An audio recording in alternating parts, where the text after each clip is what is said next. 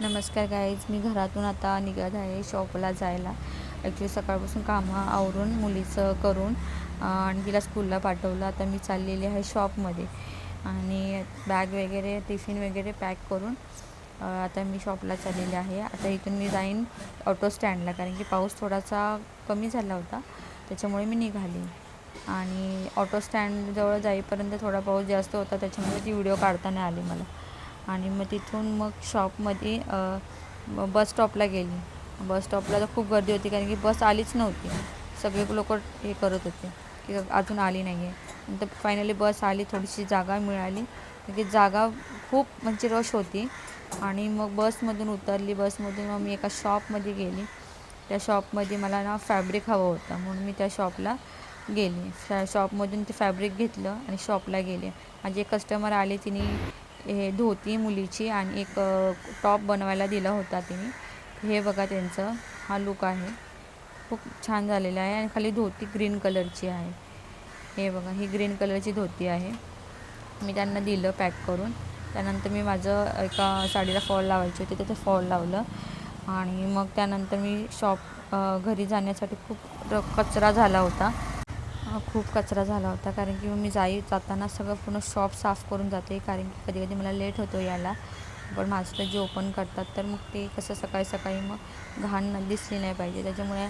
आणि शॉपमध्ये एवढं पाणी आलं होतं, ते पाणी साफ करताच मी खूप टाईम गेला माझा. त्याच्यानंतर मी मेनिक्विन आतमध्ये आणली. ते पण पूर्ण भिजले होते कपडे, कारण की पाऊसच भरपूर होता. पावसामध्ये खूपच त्रास असतो, कुठे हे करायचं, काय करायचं. त्याच्यानंतर मी मेनिक्विन वगैरे व्यवस्थित हे केली, कारण की त्याला पूर्ण भिजला होता ड्रेस, ज्याच्यावरती मी डमीवरती मेनिक्विन लावली होती.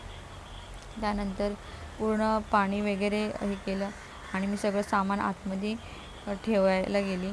आणि ते सगळं पाणी वगैरे भरपूरच पाणी झालं होतं, कारण की पावसाची झर एकदमच आली. तर मी पूर्ण साफ वगैरे करून थोडंसं पुसून वगैरे घेतलं, कारण की ते खूपच परत पाणी आतमध्ये आलं तर सकाळपर्यंत जास्त त्रास होत होता. आणि मग हे बघा, माझे एवढे कष्ट असतात. ॲक्च्युली आहे मी शॉपची माझी ओनर, पण काय एवढं करावं लागतंच, कारण की आजकाल लाजून जमत नाही आणि मोठेपणा कोणाला दाखवायची गरज नसते आपल्याला. आणि मी ते पूर्ण शॉपच्या बाहेरचं पण पाणी काढलं. आणि मी ॲक्च्युली खूप पाऊस होता, भरपूरच होता, त्याच्यामुळे मग मी असं विचार केला का पूर्ण पाणी काढून जावं, बघूया सकाळपर्यंत. पण आणि ॲक्च्युली मास्टरजींनी खूपच वरती शटरवर घेतला होता, मला खालीच येत नव्हतं, कारण की एकदम वर जाय. तर माझे ते अंकल होते, त्यांना सांगितलं की थोडा नीचे करणे के लिए हेल्प करो. तर त्यांनी हेल्प केली आणि मी सेटर डाऊन केला, टाळा वगैरे लावला सेटरला.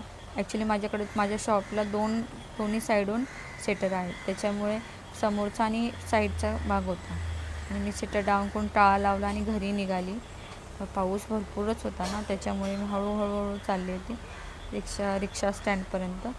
आणि मग हे बघा, पाऊस दिसते तुम्हाला, थेंब थेंब पडते. थोडं जास्त जरी असला तरी, कमी जरी असलं तरी छत्री खोलावीच लागते. आणि मी फुटपाथ साईडहून चालली आहे. आता मी बस स्टॉपला पोचले आणि बस पण आली नव्हती. खूप उशीर उभी राहायला लागलं बसला, तर सगळे गोंधळलेले की अजून आली नाही. ॲक्च्युली बस स्टॉपला बसायला जागा पण नव्हती. नंतर बस आली, मी बसमध्ये बसली, थोडी बॅक साईडला जागा मिळाली आणि जरा रिलॅक्स वाटलं, कारण की बस खूप वेळ आली नव्हती. आणि बसमधून उतरल्यानंतर ही ऑटोसाठी भली मोठी लाईनच संपत नव्हती. एंडिंगपर्यंत जाईपर्यंत लाईनच होती. तुम्ही बघता किती लोक त्या लाईनीत उभे आहेत रिक्षासाठी. ही बस आहे त्याच्या पुढेपर्यंत लाईन गेली होती, आणि त्याच्यामध्ये पाऊस जोरात होता. त्याच्यानंतर मी माझ्या तिला लॉलीपॉप खायचे होते, चिकन. तर मी चिकन लॉलीपॉप घ्यायला आली. आणि मग ते बोलले की नाही, अजून गरम गरम बनवून मिळतील तुम्हाला. त्यानंतर मी घरी गेली, मुलीला ते चिकन लॉलीपॉप दिले, ती खूप खुश झाली. माझी व्हिडिओ लाईक करा, शेअर करा, सबस्क्राईब करा. थँक्यू.